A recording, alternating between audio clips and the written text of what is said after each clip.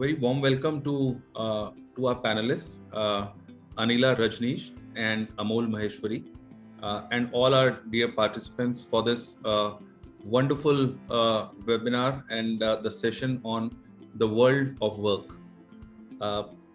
We're planning this series of sessions to see how the dynamics, especially the power dynamics, are shifting and evolving between the employees and the employers. And we all know that how pandemic has shifted the bargaining power towards the employees, and more flexibility and benefits are being offered by the employers. And now with the funding winter, we are seeing a slight movement here where the power is again shifting back to the employers. And we are seeing a lot of news from various organizations that how the employee movement is happening and how employers are looking towards these employees. We are seeing this specifically in certain sectors where earlier the power had shifted towards employees and now it's going back to the employers. And there are certain other sectors where there is a talent shortage, which is right now there for the employers, and the opposite is happening. So it's very interesting place to be in at this point in time, where there is a shift and there are triggers. So in this session, we would want to have the views of our panelists, and then we'll answer the questions from our audience as well on how the shift of bargaining power is happening between employees and the employers. Secondly, the sectors where the employees have more bargaining power than the employers. Thirdly, how do we decode the probable triggers behind this shift in the bargaining power? And then how can both employees as well as employers can benefit with this kind of dynamics of shifting power? So for this, as a backdrop, we have got Anila Rajneesh, who is the CHRO of FedFina. Anila is a high energy entrepreneurial human resources professional with having a couple of decades of experience in driving and supporting human resource initiatives through innovative practices. Anila has worked with major banks and BFSI companies. And for the last 10 years, she's had an extensive management experience with an exposure with multiple senior leadership positions. So welcome, Anila, to this panel. Thanks, Sumit, for the warm welcome and the elaborate introduction. Yeah, thank you so much. Thanks, Anila. We also have Amol Maheshwari.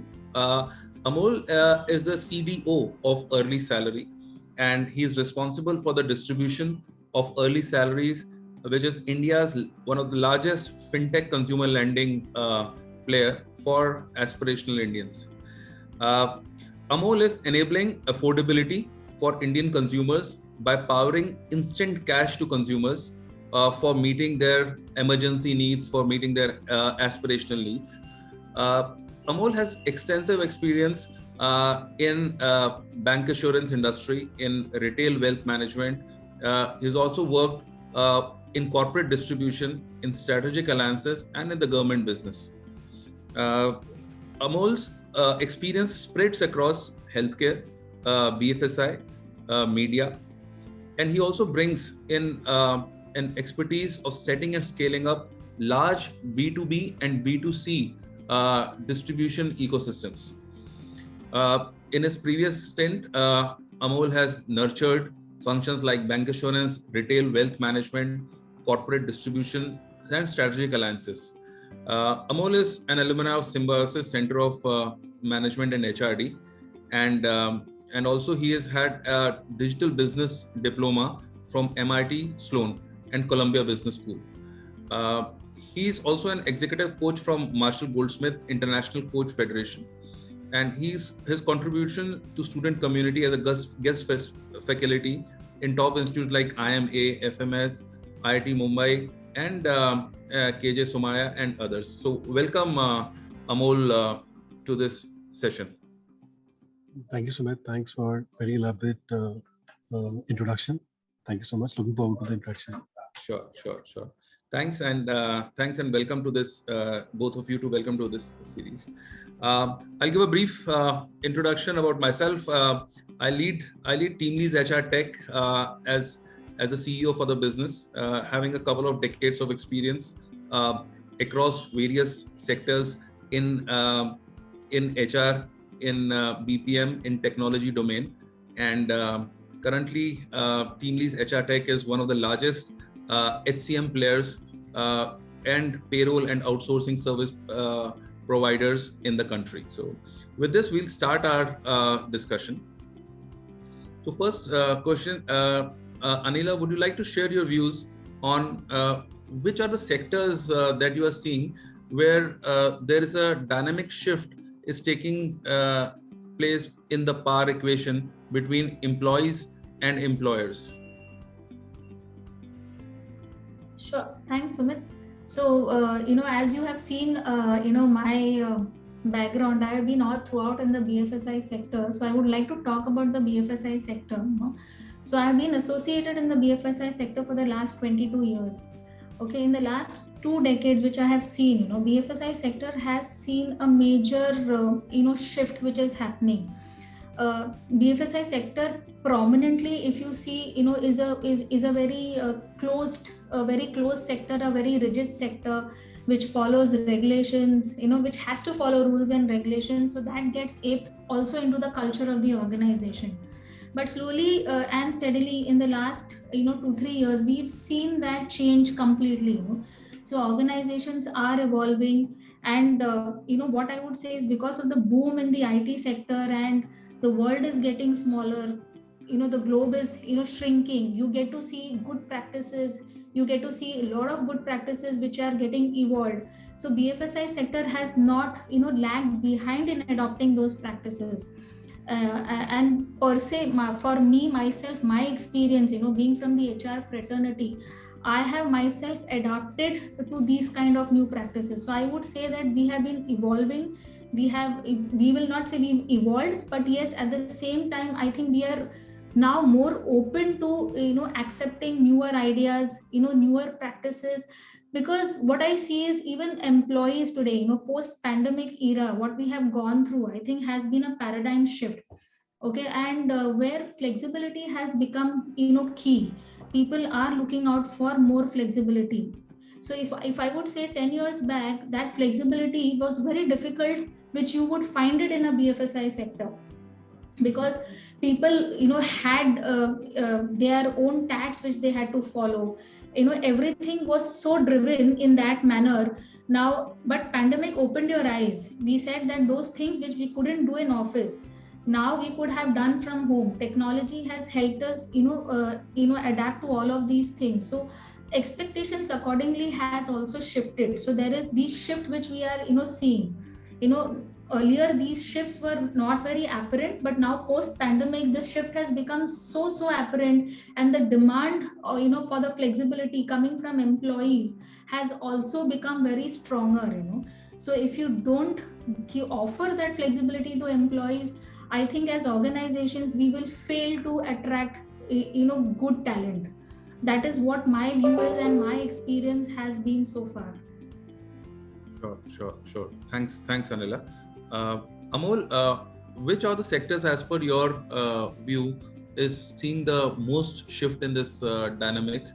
And probably, what are your thoughts around this shift? Is it tilting towards employees, or it's employers are getting benefit from this shift? Thanks, Sumit, for the question, and thank you, Anila, for sharing your views.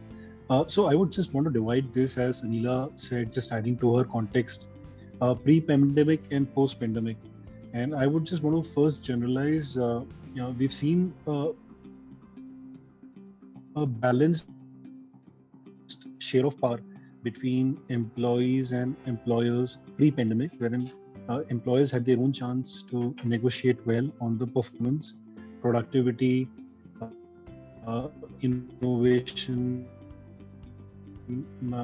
good days were ready, and employees had just taken whatever used to come their way, and of course there was a good bounce happening in some industries from time to time. E-commerce, healthcare, insurance have always evolved. Manufacturing companies have slightly because of technology, automation, manufacturing companies have not been growing in terms of scaling up their manpower in such a big way, but we have a lot of digital companies, services companies which have been scaling up. So there was a good balance set apart.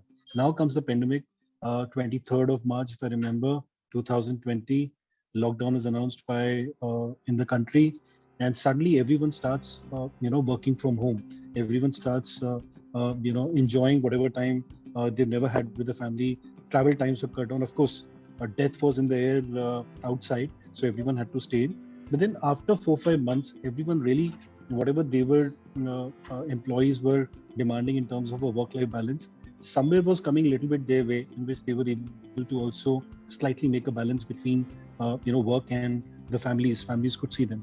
So employees got used to a hybrid way of working, and that's where the digital India really came in. A lot of fintech companies, edtech companies, e-commerce companies, everyone started adapting towards a digital purchase behavior, and all of us got used to Amazon, all of us got used to a lot of digital platforms, and that's where you saw the big need for engineers, technology guys, product people in various startups and large companies. And that's where I feel that somewhere the shifting of the power, wherein the talent was not available, the need for growth had to be on the sixth gear, came in. And there's always been a vicious circle, which comes in. You need to have always a balance, but we got spiraled into a vicious circle. Employers, especially the startups, the growth plans were startups started getting a lot of funding, from 2017-18 onwards, and 2020 was an epic year. Between 2020-21, on the contrary, wherein we thought that pandemic would slow down the growth of the country, but after 6 months, pandemic actually fast-tracked the growth because of digital adoption and a lot of startups getting all these funds. So the demand for talent was huge, and as Anila was talking about, people were getting used to hybrid ways. People shifted from their cities, expensive cities like Delhi, Mumbai, to their hometowns. Someone was okay, and the organization was okay if he was working from a town like a Meerut or a Nasik, or some part in Northeast, because of 4G, 5G technology. Everyone could have attended office from the remote working place. So suddenly, people had cut down on their expenses. People were operating in a hybrid work environment, and there was a big, huge freedom given to employees. That boss up, you can work from anywhere, and that's about it. The need for talent was happening. So somewhere employees, especially the most demanded departments like technology, product, analytics, all of them started feeling empowered, and the companies were not getting so much of talent. And that's where the shift of power started happening. If I had to recruit a person at, let's say, a salary of 20,000 rupees, I had to pay actually 40,000 rupees. And sometimes even at double the compensation, the person was not joining. And hence, this created a big vicious circle. The growth that the companies needed actually made them hire talent at a huge, money demand, which the employees were seeking. And that's where, this shift of power started happening. And when we talk about, of course, just like in nature, there's a balance. If you grow too fast, sometimes what happens in stock markets, you also see a correction. So this is just like an analogy from the stock markets, that you see. As the stock markets had hit 60,000, Sensex had hit 60,000, it came back to 51, 52,000, now it's trending around 54,000. That's where now the shifting of power started happening, just like a change of season, wherein, the growth that the companies were chasing, it's not happening in a way. The exorbitant salaries at which people joined, that may not have been sustainable. And now you start seeing a little bit shift to the power. So again, pre-pandemic, there was a very balanced, power between both employees and employees. During pandemic, we are still into a little bit pandemic. You've seen the shift of power happening to employees in a big way. And now employees suddenly have that shift of power because they are not able to sustain growth the way, it was envisaged. And now, of course, they want to dominate. And that's where you see, whatever news comes in terms of slight layoffs happening and a balance coming in. So I would just want to, break this into three segments of the shift of power, what I discussed. Sure. Thanks, Amol. This is an important perspective. Anila, do you think that this is all cyclical in nature and it happens every a few years, or do you think it's specifically with the changing work environment and the advent of technology and the other things that are available to employees these days? Is it happening only now, or it was always cyclical? So, if I were to see Sumit, this is cyclical. Okay, this does keep happening, but now what has happened is, earlier the duration would have been longer. Where it would have been an employer's market or an employee's market, because earlier, if you see, Amol mentioned about stock market. So if you see, there was this recession period. The recession period from 2008 when it started, it went on for a long time. Okay, we all know that it was there for almost 6-7 years. It took the market to actually recover. So that at that point in time, it was an employer's market. So while what has happened is, during pandemic, I think everything has shortchanged. We are the gap is shortening here, the years right now. So for as rightly pointed out by Amol, everything has its turn. And when we started during pandemic, I think it was still an employer's market. Post everything, we started opening up, demand started rising. There was a pent up demand, and it just rapidly shifted to the employees market. That is what we saw the shift in. And again, in a very short time, again it has moved back. So what I'm saying is, this is its nature. It is going to happen. But now what we see is going to be short cycles, and not unlike our pre-pandemic levels, where the cycles would have been longer. But I also want to differ a bit here. While this may continue, as we say, this is nature, this is ecosystem which will which is going to prevail. But we have to grow beyond that, because both of us have to go hand in hand. I think we cannot isolate each other. If you have an employer, you will naturally need an employee. It is more about, as Amol said, that we have to balance it out. And if we have to retain that talent, I think we have to grow beyond these dynamics, is what I feel here, Sumit. Sure. No, thank you. Thanks, Anila. This is really a good perspective in terms of the shortening of the entire cyclical nature, and then how this will change going forward. Amol, what do you think are the major factors which are affecting this power dynamics between employees and employers? Maybe top 2 to 3 factors which are pertinent to today's work environment. I think the most important factor is the need for growth. If you see again in the India Inc., which is the corporates in the country today, we have almost 5,000 large and medium organizations, which would be more than, I would say, 750 employees. That's my guess. And of course, a lot of these are now startups, because startups have started hiring in a big way. And I was just reading a statistic.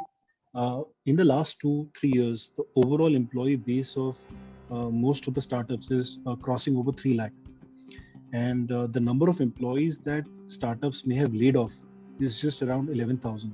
So if you see, it's quite a balancing act, wherein a lot of hiring happened in the last 2-3 years, which was triggered by the need for growth. And that's one of the most important aspects that you're asking, that a lot of companies which got formed, especially on the digital side, and any sector that you take an insurance sector, there was a huge avalanche of insurtechs. You take a financial services sector, a lot of fintech started registering themselves. You take education, a lot of edtech companies. You take healthcare, a lot of health tech companies.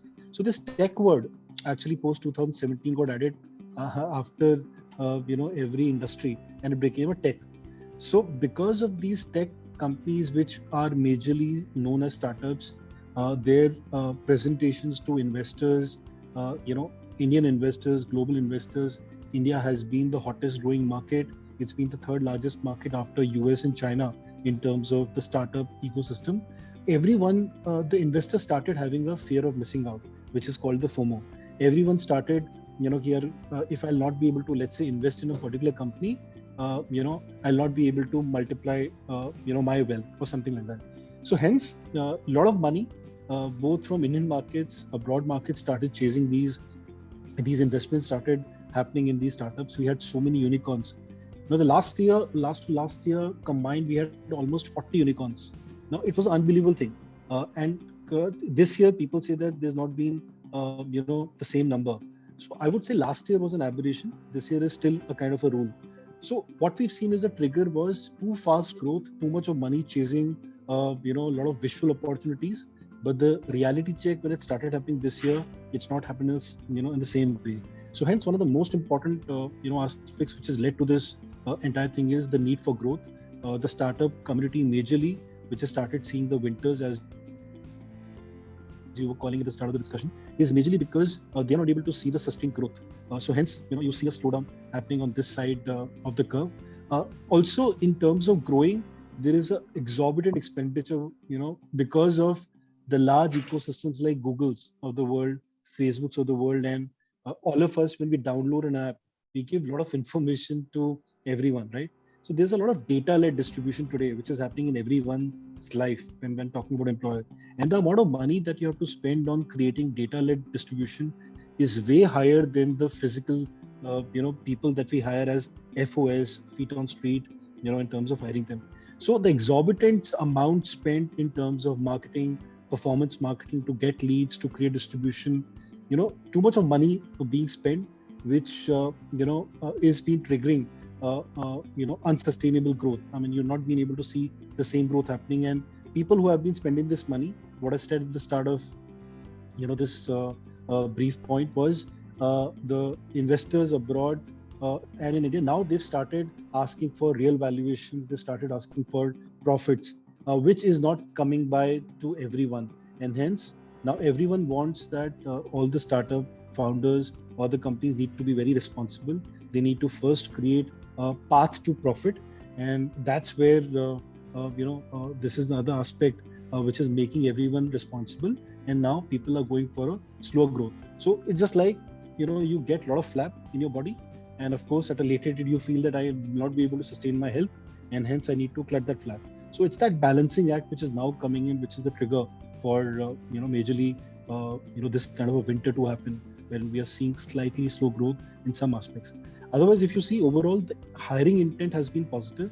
Still, we have a lot of profitable companies, profitable startups, which are looking at hiring. I belong to a startup community for the last 2.5 years. I have not seen this kind of a growth, slowing down. Still, the companies want to sustainably grow. So these are two major factors. Too much of expectations being created to grow very fast, which eventually didn't happen. And hence we are seeing, slightly a downfall in various aspects of hiring, in various aspects of layoff, etc. Sure, Amol. I think these important factors that are causing this particular power shift. Anila, from your thought process, are there any additional factors that are causing these dynamics shift, or pretty much what Amol mentioned? See, I think as everybody has evolved over a period of time, and people, even the employees, have realized. So I think it is not only one reason, like compensation is not one reason, which people would look out for a change right now. I think the holistic need is something, which employees are also expecting from employers. At least post the pandemic, I think those awareness levels in terms of, the holistic need, the mental well-being, the emotional well-being, I think these are things also which are triggering, a lot of these shift in the dynamics here. I think that is something also which we need to, cater to, and which I think organizations are now going forward way beyond in terms of catering to this needs. See, compensation, yes, of course, has always been primary, but I think whenever you look at an attrition, compensation always becomes an outcome. Okay, the trigger is something else. And this is, this is not something a new phenomena. I think that this has been existing, as from time immemorial, if you ask me. So attrition, whenever an attrition happens, the trigger is something else, but the outcome comes across as compensation or growth. And why the cycle keeps on recurring is because people find it very difficult when they move out, they go in terms of that they're expecting that this is the growth which I get, but in terms of sustaining that, because dynamics is nothing but also about culture. These are the unspoken rules about in the organization, how they feel, how they react, how they talk to each other, how they get treated, how they empathize with each other. So all of that I think plays a very important role, and all of these softer aspects is what even employees look out for in today's world. I mean, the new generation, if you talk about the millennials, they are very clear of what they want in life, how they want the balance, the work-life balance. I believe Amol just touched upon 2 questions back. That has become primary. I mean, of prime importance, because people want that work-life balance. I mean, at least the millennials, they are very, very sure of what their expectations are. So it is very difficult. If you ask me 10 decades back, work-life balance, nobody spoke about work-life balance. It was completely, it was just, it was nowhere in the picture. It was only about compensation hikes which we would talk about. But now when you talk, there is whenever there is a value proposition which is there, which is offered to an employee, compensation just becomes one fraction of it, while we talk about the whole of other aspects. So I think these are some of things which are changing, and which are making these dynamics change. Sure. I think a very, very, very pertinent aspect about the work-life balance, and how the salary or the CTC just becomes one final outcome and not the reason for the trigger. Absolutely, Anila. And that leads me to the next question. In terms of when these dynamics happen in an organization or in a sector, how does it play to the existing employees, or how does it play to the other stakeholders who are there, like the shareholders, the clients? So how does this affect these shift in dynamics affect these particular stakeholders, and when these dynamics present themselves in the world of work? Amol, any thoughts around this? So when we're talking about these dynamics, we're talking about essentially attrition, layoffs, dissatisfied workers. I think really has a huge impact in most of the organization, because every organization, no founders or no shareholders, they like to stop a particular business which has been carefully thought about. They don't ever wish to lay off people. It's only when it starts becoming unsustainable, one has to take the difficult call. That's what I believe. What happens in various boardrooms, when they take a call of, let's say, laying off 5,000 people, shutting off a particular SBU, taking a decision to go for profitability, and so on. So I think it's a very analyzed thought that most of these have. It has a big impact on the existing employees, because all of us, we as human tribe, we get used to, we always want more and more, because we are very aspirational in nature. I think if 100 people are to be evaluated, 80-85 people in today's world would be always aspirational, and rest of the 5-10 people may be very content with what they have. So this need for growth at the employer level and the employee level has always been there, and that's what we called as consumerism, the rise of Indian consumerism, wherein everyone wants to grow, everyone wants to earn 10% more the next year, everyone wants to have the latest iPhone. Now 13 is just going off, 14 is coming in. I mean, you see the post of iPhone 14 coming in. So that's what's called growth, the latest car, the latest mobile, the latest gizmo. And hence there is a big impact which happens on the existing employees, because they're not able to satiate themselves. They need growth. If they see their employer growing slowly, they would have joined 2 years back an employer thinking about their short-term, medium-term, long-term goals. And if they feel that this wouldn't be possible, wherever the opportunity comes in, they leave and they join another organization. So it's a little bit a part of vicious circle. Organizations which had taken because they were not getting enough talent, they had paid, let's say, 1.5x the price. That 100, if 100 was the price that one would have paid, if one starts hiring on an average at 140, 150, it takes the compensation bill to a big scale. And if growth doesn't happen, it's a very difficult decision to maybe go for attrition. None of the employees today may always want a rational salary. I mean, today, if there is an organization which has, let's say, 100 employees, and if an organization has to take a decision that, we have two options: either we lay off 20 employees who might not be so productive, or all 100 people they take a 20% pay cut. I don't think so many of the organizations would be able to take a decision of a 20% pay cut, because the rest of the employees will question, their lifestyle will be impacted. So both employees and employees, they have a huge impact on these decisions. And again, I just come back to my original point that, these are a part of a natural cycle.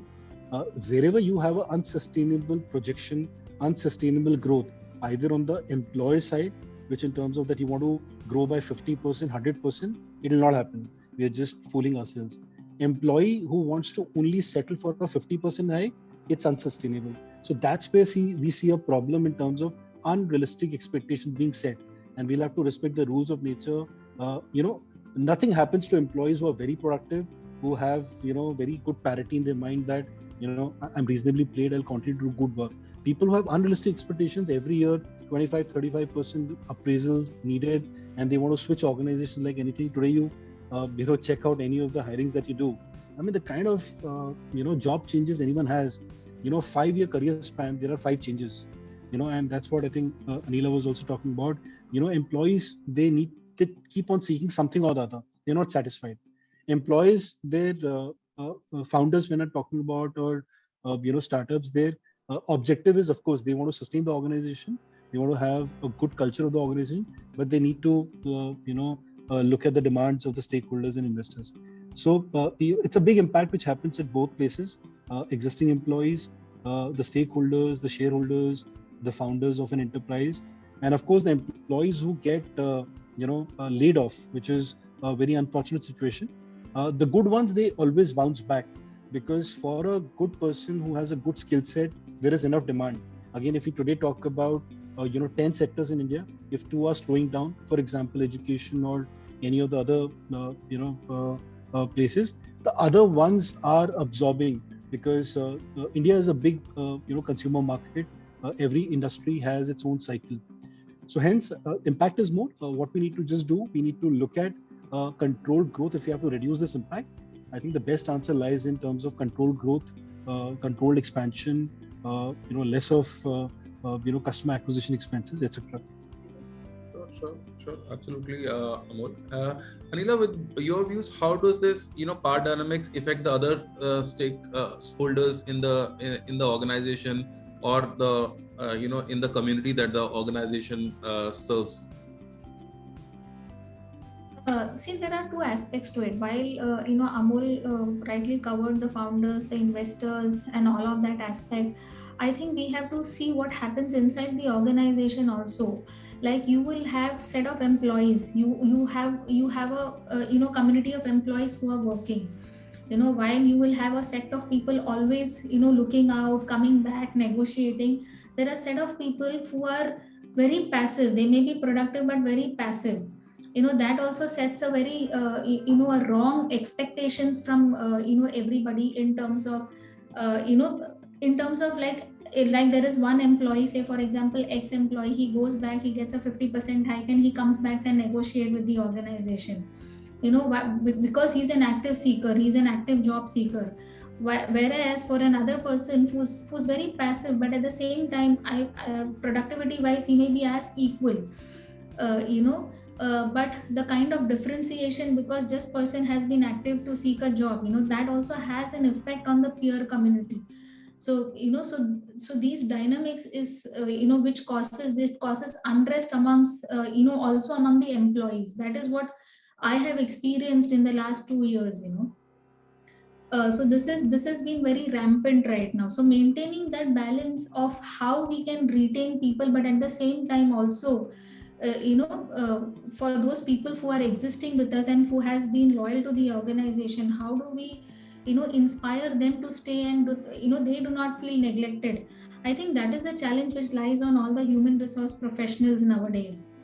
So this impacts, while it impacts all the other things. We talk about sustainability, we talk about expenses, because this directly hits your bottom line.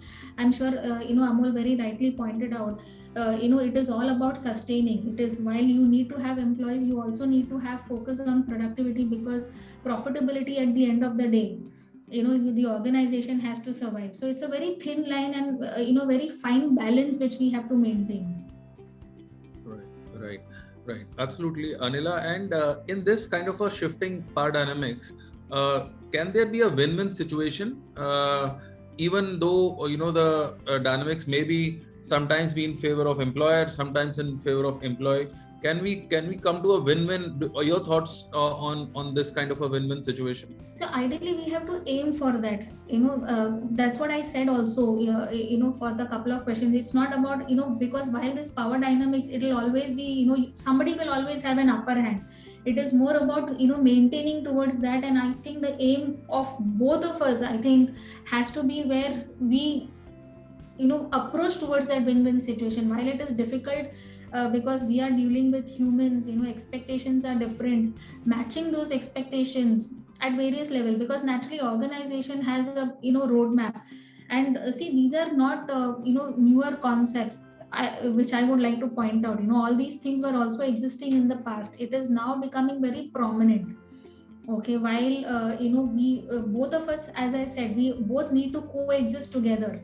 So I think that coexistence of together, where you have a culture where the employee also feels valued and feels respected. Okay, as I said, I believe, in my experience, compensation is something which is one of the aspects. I think the other aspects which we see, the holistic need, if you are able to meet match of that employees, then I think we are slowly moving towards that win-win kind of a situation. That is where you tend to maintain that balance. Sure. Thanks. I think the holistic approach is very important, Anila, and that's what you're emphasizing on. Amol, to your experience, how do we create this win-win situation? Or there cannot be always, it will be a tilted towards one side, and other side will have to be aligning to the to the situation. Yeah. So I think it's a kind of a paradox, wherein you would aim to create a win-win situation, but the industry dynamics may always make you fall into the other orbit, wherein the employer sometimes may have the power or employee may have the power. But again, you have to bounce back. It's just like you do a meditation, right? You do meditation for 10 minutes, but your mind wanders off. But then the beauty of the meditation is that you have to keep on coming back. And that's where a good person or a meditator, finds, the best of solace. So that's where I think both the employer, and here I'm talking about employer being the senior management, the founders, the CXOs of an organization, and the employees, there has to be a constant communication. What we've realized is that if you don't communicate well with your employees, tell the employees about the hard realities outside, make them the real stakeholders in an enterprise success. If there is a lot of transparent communication, you feel them, if they really want to be powerful, you empower them and, show them the growth path over a period of 3 years, 4 years, invest in them, take real stock of their mental well-being, physical health, do a lot of gamification, feel the employee recognized at all levels. I think that's where an employee starts becoming a stakeholder. He starts having an entrepreneurial mindset. The moment an employee has an entrepreneurial mindset, even if 20% of the employees and majorly the leaders have an entrepreneurial mindset, they can be trained the trainers. They can put that entrepreneurial mindset, into their team members, and that's where I see that people then start working for the long-term future of the organization. Now, in that scenario, whatever summers, winters do we get, you make the best of both the seasons. Employees stick by the organization support them. I've seen, at the start of pandemic, many organizations, they took a call. I mean, these are information public, but I can share. I mean, places like ICICI Bank, Kotak Bank, we've not seen a huge attrition from these organizations, because these organizations are kind of, built to last. The employees respected. There was a slight pay cut. There were no bonuses given. Employees stuck, and they this year had a big bounce. Employees were given, a couple of years appraisals together. So only organizations which participate very well in discussions with employees, there's a lot of affinity between them. I think that's where a good win-win situation gets created. And you need to just keep on engaging with your employees. Don't let them really scout for opportunities. As Anila was saying, the average age now today for a worker, Indian worker, as in a white-collared worker, is typically around 28, 29. And these are the guys who are not like, what we used to be maybe, or our parents, the way we've seen, they're working. They want, good work-life balance. They don't want to be spoken hard. They don't want their bosses to say that, hey, you have to come to office at 9 a.m. Otherwise, don't come and all that. They're not those attendance-oriented people. They just want to work on flexible work hours, and we'll have to respect that. I mean, sometimes we come from a different school of thought, but we'll have to now be open to learn a new school of thought. And that cultural change is also the need of the hour, which can maybe add to this win-win situation. And as people say, culture eats any strategy for breakfast. If you don't have that culture right of a good communication between an employer and employee, I think that's where you start losing out to competition. You start losing out to situations like recession, inflation, and various other things. I think these are certain things, and a constant dialogue between the employer and employee towards each other, I think, can create that room for the win-win situation. Sure.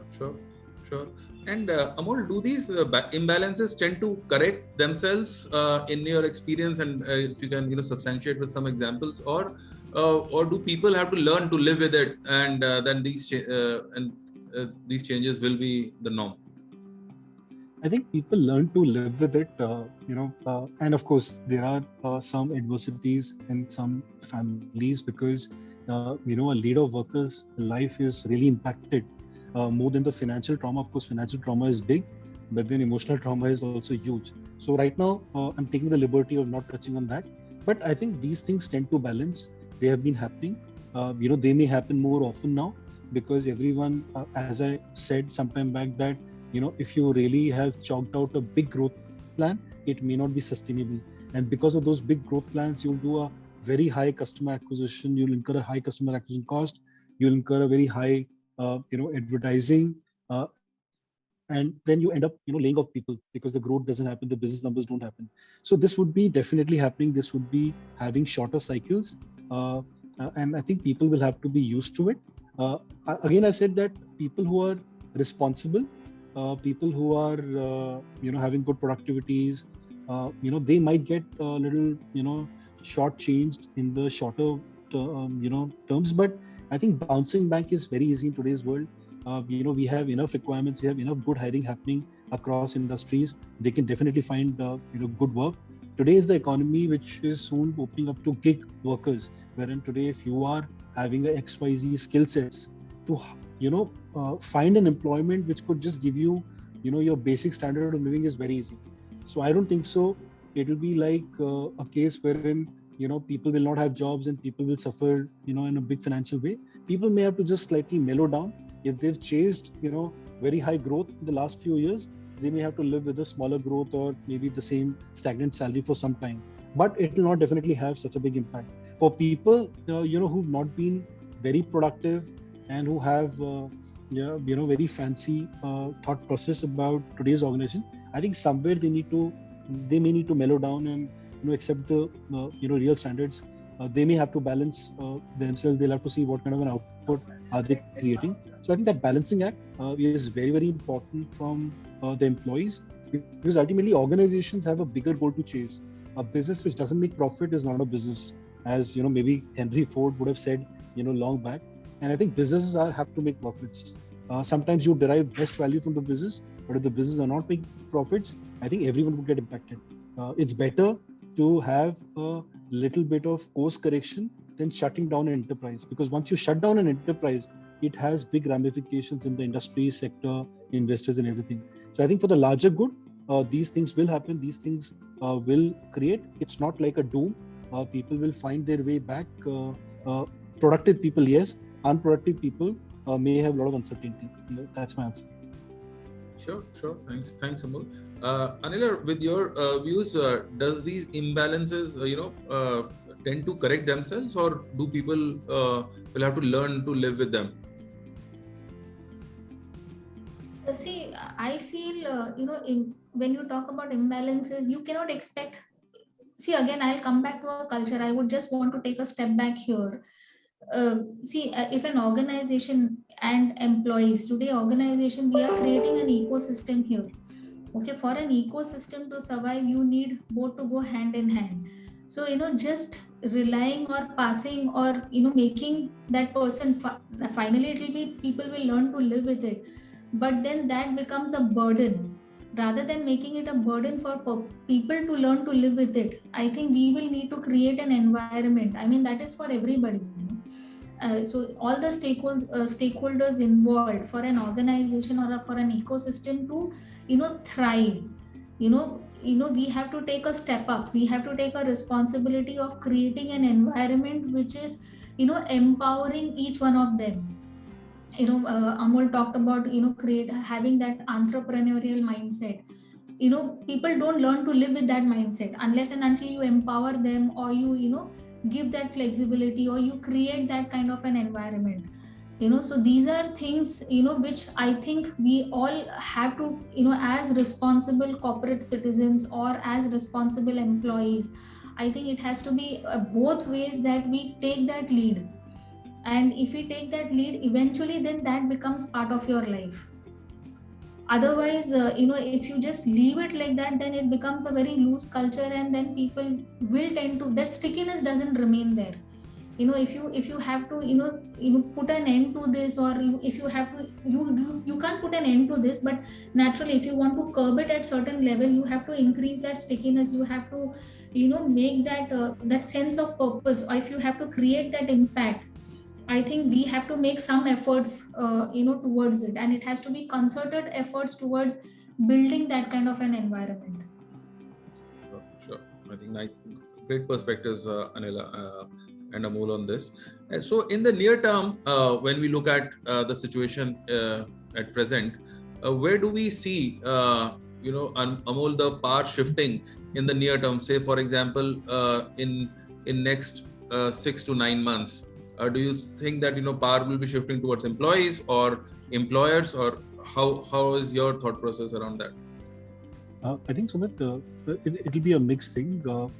At places where, at businesses, I may not want to name the enterprises right now, but people would know the various startup companies or maybe large companies which might have been on a firing mode or a layoff mode.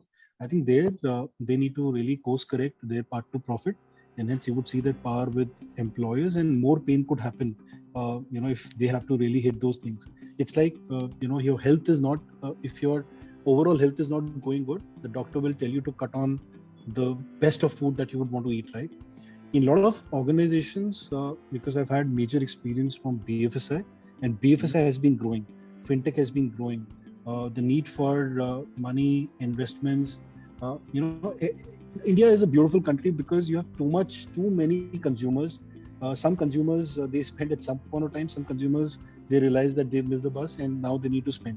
So India will not see so much of an impact of a recession or inflation, I would say. So hence, I think a lot of sectors in the country, they would keep on expanding. They have a lot of business growth.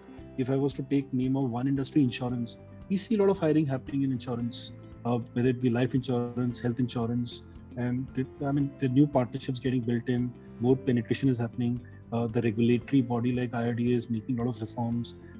Even in the case of banking, because of UPI and various innovations, there's lots which is happening, and we've not seen any major case of the BFSI companies today, hiring in a big way and also firing. I think they are growing their business sustainably, and as I read, everywhere there are good roles being opened, they are hiring. So I feel it would be sectoral specific, company specific, life stage of a company specific, wherein certain employees, if you've chosen an employer which may not be growing sustainably, or which would have always been depending on a raise of funds, a raise of capital, then I think you could be in for some surprise if they are not able to grow, and you may need to be very selective in your next move. So I think people would just have to wait and watch, be a part of an enterprise which is sustainable. That's where you could have some good certainty about anyone's career, and at places where one would have joined at a big large growth for himself, the company would have leveraged that particular growth against a particular plan. If we don't see growth, there difficult things would definitely come by. So that would be an answer to your question, Sumit. Sure. Thanks, Amol. Anila, from your perspective, how do you see this shifting in the near term and 6 to 9 months time? See, as we rightly said, the Great Resignation, the era of the Great Resignation is over. Okay, now the great comeback is happening. So slowly, as I said, I think now we are moving towards a balance, because we have both. I mean, the employer as well as the employee, I think both have realized that this doesn't help us in the long run. I think things have come back, at least seeming to come back to normalcy. I think attrition trends have reduced drastically. I think as such, for me, I can talk about my organization. For us, our attrition has always used to be very low from the industry. While we experienced a shot in the attrition numbers, now we are seeing a declining trend which is happening. I think people have stopped their shopping. I think they were all out shopping out in the market, and then they have realized that in the long run, an organization which can create a larger impact, or which gives us an opportunity or an environment which helps us to thrive, I think that is what people have realized and are coming. So for us, we are experiencing a lot of homecoming. So that is why I think gives me the confidence to state that now things are coming back to normalcy. Things are better. Now I would not want to again say that I would like to reiterate that fact that I would not want to have a power which is inclined towards one part. I think the objective or the endeavor has to be where we always maintain that balance, which is very difficult to come. It is like walking on that tight rope, a thin rope. The tendency is you will tend to fall on one side or the other. But our endeavor, as an organization or as an individual perspective, sitting in the CHRO, will always be to maintain that fine balance. Right. And absolutely. What do you think should be some of the suggestions that our participants and the other people at large can take for achieving healthy power dynamics in the workplace? Any 4 to 5 key suggestions or thoughts? So Sumit, I think very rightly pointed out.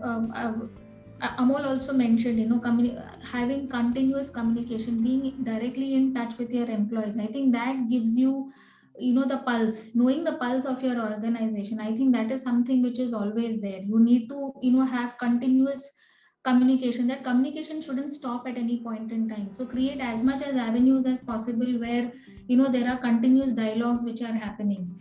I think empathy is one thing which we have realized over a period of last 2 years. I think empathy comes in big time.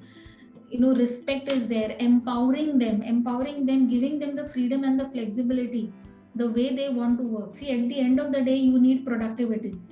Okay, but do not define productivity the way you want it. I mean, define the mechanics behind the productivity, leave it to them, empower them, and I think automatically it will come. That is what we have seen in that pandemic times. If you see, there was a lull, 6 months of no work, no business, because BFSI was completely shut. The moment I think it started, people were more willing to work, and they were all overwhelming, to deliver more than what was expected of them. I think so. All of this, I think, has important lessons. I think there were important corporate lessons which we could draw from the last 2 years. So I think these are from there. So you empower them, you give them the flexibility, and I think, and as rightly said, Amol rightly said, culture eats strategy for breakfast. This is one famous dialogue from Peter Drucker. When you have that right kind of culture, then I think the numbers will automatically come in. Then you don't have to have a specific strategy. Then if your expectations out of your employees are very clear, they know what they have to deliver at the end of the day, your numbers absolutely come on track. Absolutely. Anila, that's thanks for this insights and the suggestions on achieving healthy power dynamics. Amol, from your perspective, any suggestions that our participants or the people at large can take for achieving this healthy power dynamics in the workplace? Sure. So I think from the employee side, and I as an employee, if would have to look in, because outside this panel discussion, I am also an employee of the organization. I think it's very important for me to look at what is the value that I'm adding to my enterprise, and am I obviously being rightly paid for it, or have the right personal growth agenda being fulfilled. So it's very important to balance that equation, and I think that equation should be in our mind, that am I giving it enough? If you're giving it enough or very good, and you're slightly getting a little lesser, either by way of compensation or recognition or anything, you can always communicate and you can get it. No one today wants to lead the best of employees. Of course, oversight does happen from leaders, managers, top bosses, but in the long run, still you will be able to, just like a stock price, if your intrinsic value is very good, you'll be able to get a good market price, right? That's the way everyone, employees like us, they have to ensure that the equation has to be very well balanced. If you're not investing in enough in your learning, in your output, you're not getting a good output, but you're taking too much of resources from the organization, it's a very difficult situation to be in. And that's what we see as a lot of people who are not productive, or who are very high budget oriented, but they're not able to produce enough. They come into anyone's list when an organization decides to downsize. So I think that's one bit from the employees. Other bit from the employees is keep learning. If you keep on learning, you make yourself as today person. Let's say you are a hardcore sales guy, learn the way of reaching out to more prospects digitally, because that's where you improve your productivity. Just try to find out what kind of automation you could do, what kind of new technology that you can learn. Show to your employees that, boss, you are more capable to take a senior role or take a more responsibilities. I think that responsibility lies with the employees to do. I think both these things, if they are done, I don't think so. Anyone who does both these things, would be always on that list wherein the power shifts from his side. He would definitely he'll not be commanding power, he'll get a lot of empowerment, and which will result into power eventually. On the employee side, I think, we have to be very responsible as employers. We have to do a lot of controlled expenditures. We should not offer very high, salaries to the newcomers, because that creates a disbalance within the organization. Of course, you should pay for the right talent, but not very exorbitantly high. At the same time, you also need to do controlled expenditure on customer acquisition, because someone has put into a spreadsheet while negotiating with the investors a particular operating plan. You can't say that, boss, this will happen. You have to look at responsible growth. The markets will not turn around every time and give you 50% growth, 100% growth year on year. Everything is a law of nature. Other things which an organization should control, today I feel there's a lot of money which is being spent on, of course, I may have a different opinion, but you need to look at what kind of money you're spending on marketing.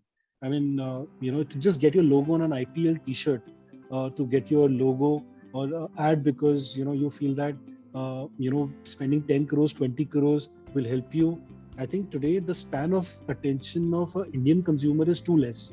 You see an OTT, you see a TV, you may not be reading a newspaper, but when you have a media strategy, you have to end up spending everywhere.